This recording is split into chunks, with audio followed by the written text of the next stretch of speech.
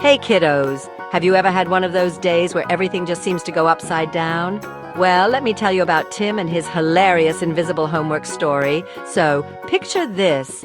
Tim is sitting at his desk in the classroom, nervously staring at the clock. Tick-tock, tick-tock, you know that feeling, right? The teacher stands up and announces, "All right, everyone, homework check." Uh-oh, Tim starts to sweat.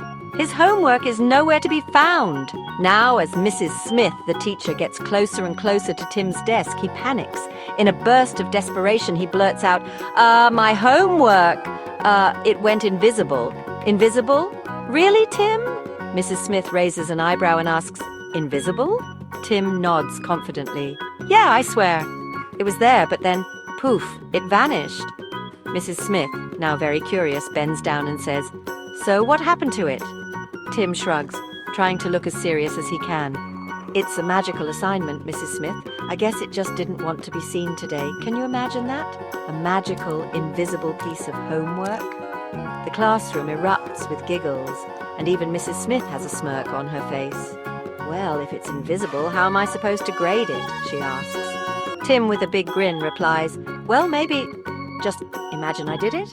"Oh, Tim, you clever rascal." Mrs. Smith slowly shakes her head. "Tim, if your homework keeps disappearing, maybe it's time for a magic lesson." Tim nods, thinking hard about that as the bell rings. Saved by the bell, Tim. So, kids, remember, always do your homework, and if it ever goes invisible, make sure you've got a magical story ready to tell. See you next time. And don't forget to like and subscribe for more fun stories. Bye-bye.